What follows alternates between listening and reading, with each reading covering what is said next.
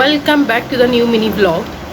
सो मेरी तरफ से आपको बहुत बहुत ईद मुबारक। और ईद पे जो नींद का मज़ा है ना, वो किसी और नींद में नहीं है। तो लिटरली अब मैं सो के उठी हूँ और ईद का जो पहला दिन होता है वो मोस्टली हर बंदा हर लोग अपने घर में गुजारते हैं। मैं भी अपने ही घर में गुजारती हूँ। तो ईद पे क्या होने वाला है, किस किस से ईदी मिलने वाली है, मुझे तो डिजिटल ट्रांजेक्शन्स ही होंगी क्योंकि मेरे जो लवर्स हैं वो बाहर होते हैं, दूसरे सिटी में होते हैं। तो होपफुली अच्छा सीन होने वाला है। लेकिन अम्मा अब्बा से जितनी ईदी मिल चुकी है मुझे, उसमें मैं बहुत ज़्यादा खुश हूँ। अम्मी अमूमन ईदी नहीं देती, कभी भी नहीं दी, लेकिन इस दफ़ा अम्मी ने मुझे ईदी दी है। और मैं भी जब अम्मी बनूँगी तो मैं भी बिल्कुल भी अपने बच्चों को ईदी नहीं दूँगी। रिवाज है, क्योंकि ये वाली चीज़ें ना अब्बाओं पर छोड़ देनी चाहिए। तो जनाब साहब, मैं अपनी अम्मी को थैंक्स कहती हूँ, अपने अब्बा को थैंक्स कहती हूँ, अपने बहन भाइयों को थैंक्स कहती हूँ जिन्होंने मुझे ईदियाँ भेजी हैं, और तमाम उन लोगों को जिन्होंने मुझे ईदी भेजी। और मेरा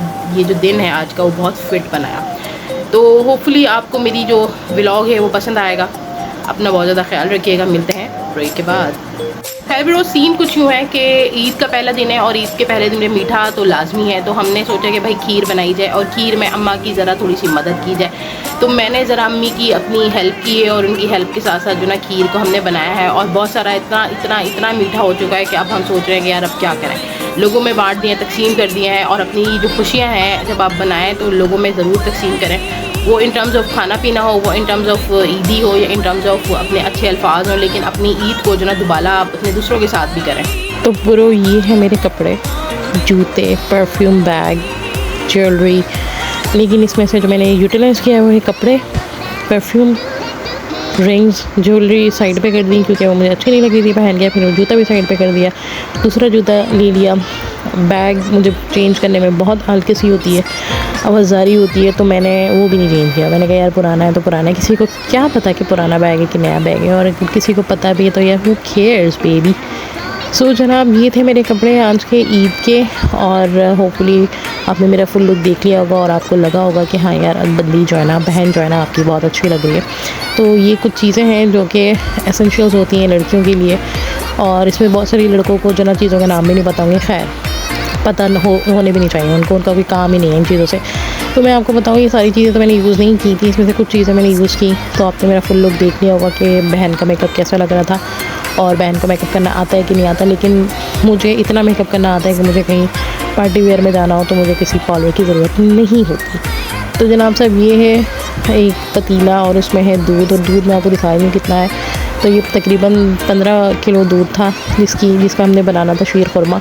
और ये मेरी अम्मा की हिम्मत है, अल्लाह ताला उनको लंबी हयाती दे और हिम्मत दे। वो हमेशा से ईद पर इतनी ही क्वांटिटी, बल्कि इससे ज़्यादा क्वांटिटी में जो ना शाही शीर खुरमा बनाती हैं। और फिर हम उसको तकसीम करते हैं अपने नेबर्स में और बाकी लोगों में।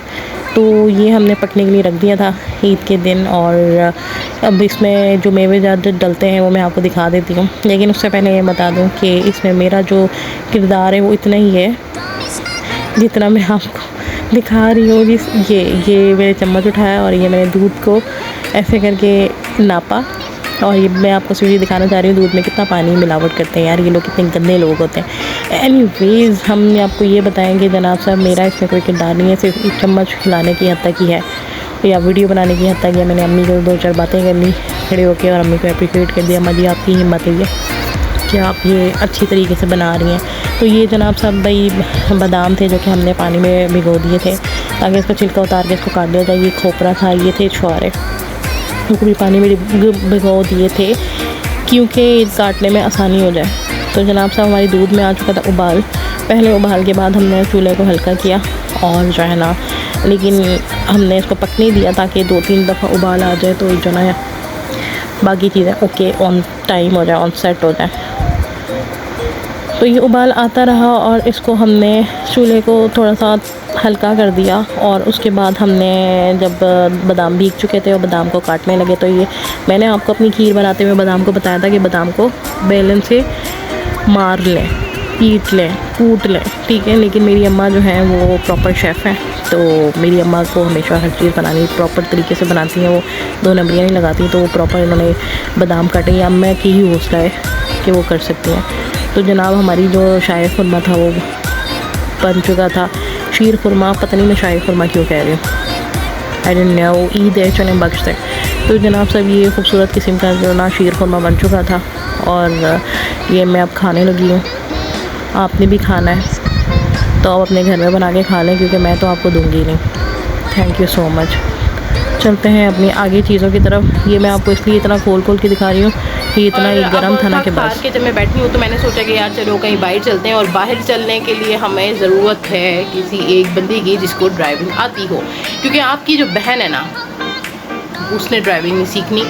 और अगर कोई बंदा है या बंदे का पुत्र है वो अगर मुझे ड्राइविंग सिखा देगा तो मैं अपनी ज़िंदगी की सबसे बड़ी जीत समझूंगी उस चीज़ को, क्योंकि मेरे अंदर जितना कॉन्फिडेंस है वो गया तेल लेने। जब तक मुझे ड्राइविंग नहीं आएगी मुझे नहीं लगता कि मैं जो है ना कोई कामयाब तरीन बंदी हूँ, क्योंकि driving is a necessary thing जो कि लड़कियों को और औरतों को आनी चाहिए। और बीइंग अ वुमेन मुझे ये चीज़ आनी चाहिए, लेकिन पता नहीं खौफ मेरे अंदर से जो ना वो जो कहते हैं ना झांका, वो झांका नहीं निकल रहा मेरा, वो जो भी कुछ कहते हैं, तो वो जो ना वो जो चीज़ है ना वो निकल नहीं रही है, और इसकी वजह से मैं ड्राइविंग नहीं सीख पा रही। तो अभी भी मैं डिपेंडेंट हूँ अपने ड्राइवर भाई के कि अगर वो आ जाए तो ईद के पहले दिन मैं भी ज़रा कहीं सैर व तफरीह के लिए निकल जाऊँ और देख लूँ कि क्या लाहौर में खलकत आम बाहर निकली हुई है कि नहीं निकली हुई।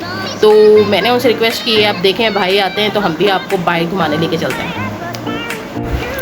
तो जनाब ये थी ईदी जो कि मेरे अब्बा ने और मेरी अम्मा ने दी थी, और बाकी जो मेरे बहन भाई ने दी है वो है मेरे इजी पैसा वॉलेट के अंदर। तो वो मैं आपको स्क्रीनशॉट की ही मद में दिखा सकती हूँ। और फिर हमारे आ गए ड्राइवर साहब, तो हम अपने के साथ निकले बाहर। और बाहर हमने कहाँ जाना था, ये सिर्फ़ और सिर्फ सडन प्लान था, ठीक है। ईद के दिन हर चीज़ मुहैया होती है घर पे, लेकिन आपकी जो बहन है ऑब्वियसली उसको कीड़ा भी होता है कि अपने जो भी होता है कि अपने जो है क्या नाम है ईदी जो है उसको खर्चा जाए। तो पूरा लाहौर बाहर था, सिर्फ मैं ही नहीं थी, यानी कि कीड़ा मेरे अंदर ही नहीं है भाई, सबके अंदर है। तो एवरीबडी वाज आउट और इतना रश था सड़कों पे। तो हम पहुँचे MM आलम गुलबाग, और पहले हमने सोचा कि यार हम जाएं कहीं डिनर बुफ़े में। तो हमने सोचा कि डिनर बुफ़े के लिए सॉल्ट एंड पेपर विलेज चला जाए। तो रास्ते में ही डिसाइड किया, रास्ते में ही सारा कुछ हुआ। ये कोई हम लोगों का कोई प्लान नहीं था, क्योंकि घर में सारी चीज़ें बनी हुई थी, बिरयानी बनी हुई थी, हांडी बनी हुई थी, सब कुछ बना हुआ था, सब कुछ रेडी था, लेकिन मैंने खाना था बाहर खाना। तो बस हम पहुँचे सॉल्ट एंड पेपर, और यहाँ पे इतना रश था कि मैंने अपने ड्राइवर भाई को बोला जाओ पूछ के आओ कि हम लोगों को जगह मिल भी सकती है कि नहीं। और ऑब्वियसली इतना रश होने के बाद हमें जगह नहीं मिली, तो हम भाई पहुँचे दूसरी जगह पे जो कि था बाग।